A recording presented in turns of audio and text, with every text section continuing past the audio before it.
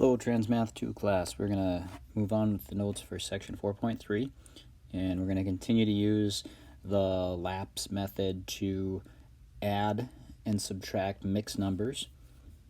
So if we take a look at, this is skills maintenance, so this is stuff we've done already. So if you remember the acronym, this LAPS. So what they're asking us, they look at it and decide whether it's add or subtract and then line things up. So we're going to go over here and line things up. So we have 4 1/2 plus 2 1/4.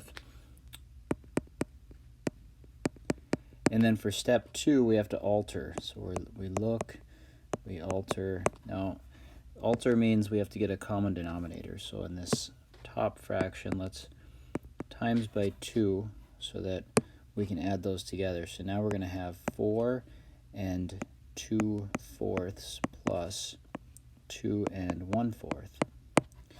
And then we're going to perform that operation. So if we add 4 plus 2, that's 6. 2/4 plus 1/4 is 3/4. Okay, and then for simplify, so let's perform this one, simplify. So we want to just look and see if we need to simplify it. 6 3/4 does not simplify, so we're going to be done with our answer at that point. Okay. All right, now we don't have to write this out every time. It's just something to think about. Okay, so I'm not going to always write that out. So next one we've got 3 7/8 minus 2 2/8. 3 minus 2 is 1. 7 minus 2 is 5. So we get 1 5/8. That is already simplified, so we don't have to simplify that any further. Okay. Over on this problem, we've got 5 1/3 plus 6 1/2. So now we have different denominators, so we want to make common denominators. So if I go times 2 and times 3, so that's going to make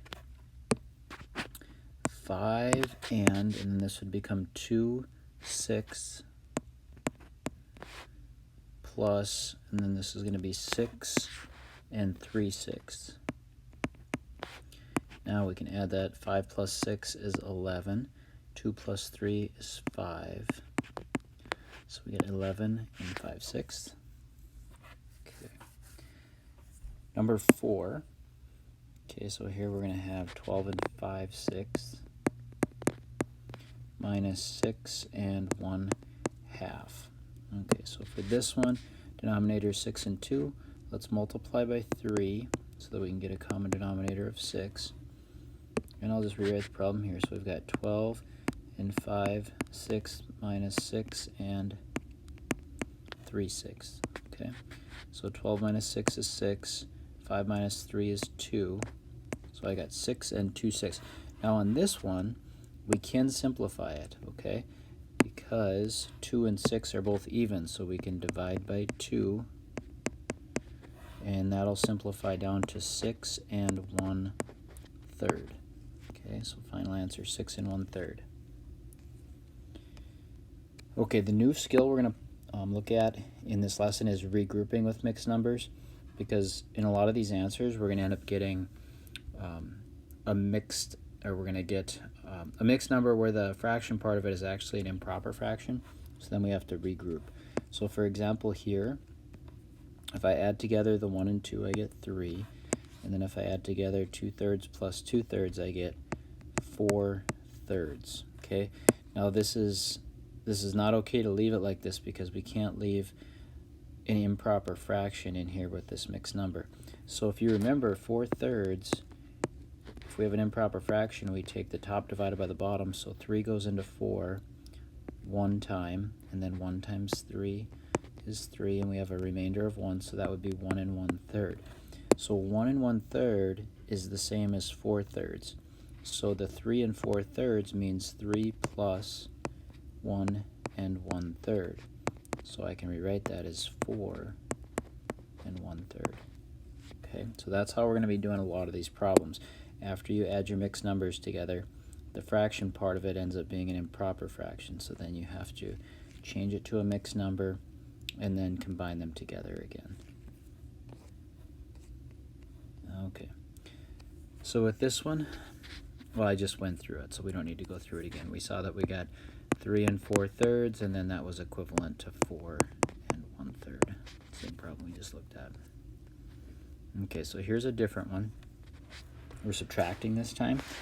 Okay, so now, sometimes when we subtract these numbers, you know, they have common denominators already, but if the top fraction is smaller than the bottom, then we have to borrow. Okay, because 2/5 is smaller than 4/5, but 3 is bigger than 1, we can borrow from the 3 and make that a 2.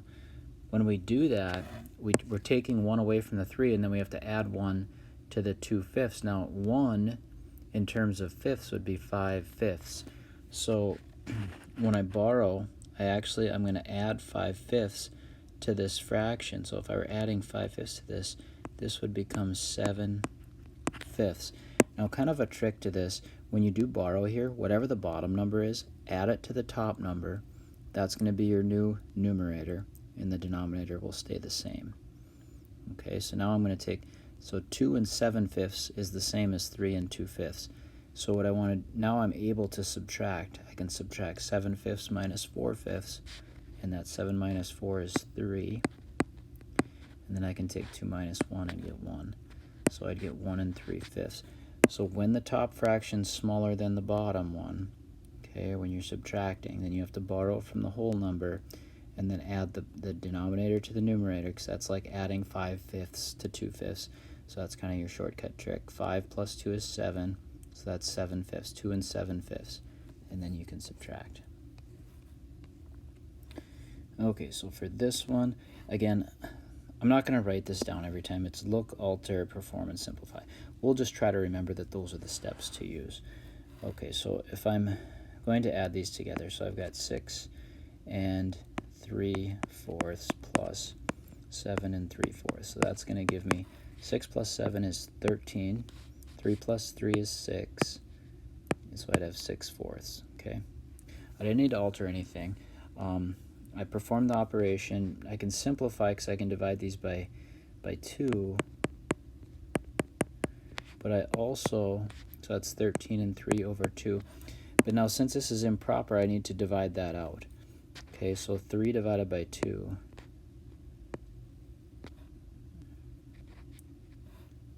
Sorry, I did that the wrong way. So it's 3 divided by 2. 2 goes into 3 just once. And then 1 times 2 is 2, and then subtract. So 3 minus 2 is 1.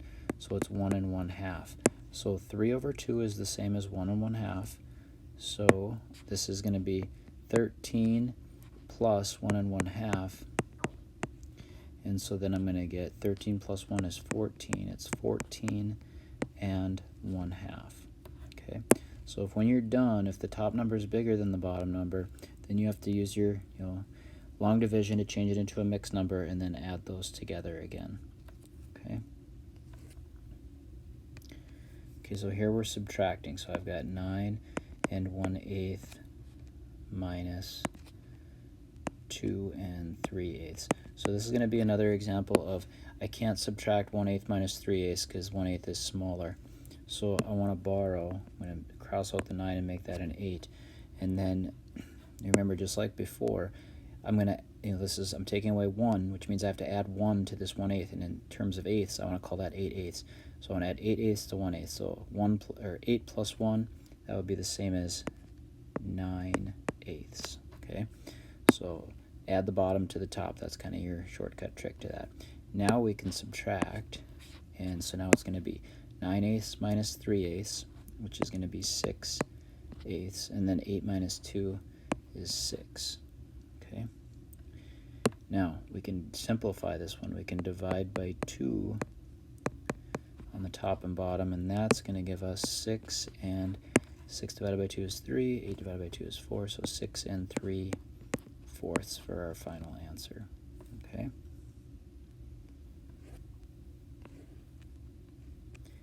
Okay, next one we're subtracting again, so I've got 5 2. I'm going to actually make this up here. 5 2/6 minus 1 5/6. And again, with these subtractions, what you're looking for is, is the top fraction smaller, and it is. So the 2, we can't take 2 minus 5, so we have to borrow. Cross out the 5, make it a 4. And then, again, we're adding 6, 6 to 2, 6. So 6 plus 2, that would be 8. So you get 8 over 6. And now let's subtract. So 8, 6 minus 5, 6, that would be 3, 6, and then 4 minus 1 is 3. So 3 and 3 sixths. And we can simplify this by dividing by 3. So I get 3 and 1/2. Okay. All right. So the last part of this activity, which involves rotating, we're gonna have to skip these because we're not using protractors in these lessons. So I don't think we can actually measure these.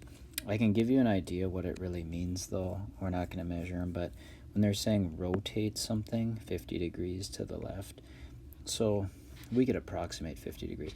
Basically what it means is you're turning it, like you're keeping this point right here attached, like it was pinned down right there, and then you're just kind of rotating it to the left like this, 50 degrees. So we could estimate 50 degrees. We know that that's, I don't know, it's an acute angle. Maybe that might be a little too big. It'd be something like, maybe something like this. If I rotated that line 50 degrees, might look like that. Now this one says 80 degrees to the right. So 80 degrees is, and we're going to the right this time, so we're rotating this direction. 80 degrees, so this one, I'm saying this was 50. This time we're going 80 back this way, and 80 is almost a right angle. It's a little bit less, so it might look something like this. Something like that. That'd be maybe about 80 degrees. Number 3 says rotate the line segment 15 degrees. So that's just a real small angle, something like that maybe.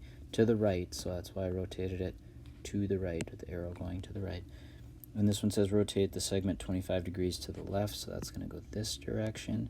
And again, I'm just estimating the 25 degree angle, but something like that. Okay, that's it. That's everything for this section.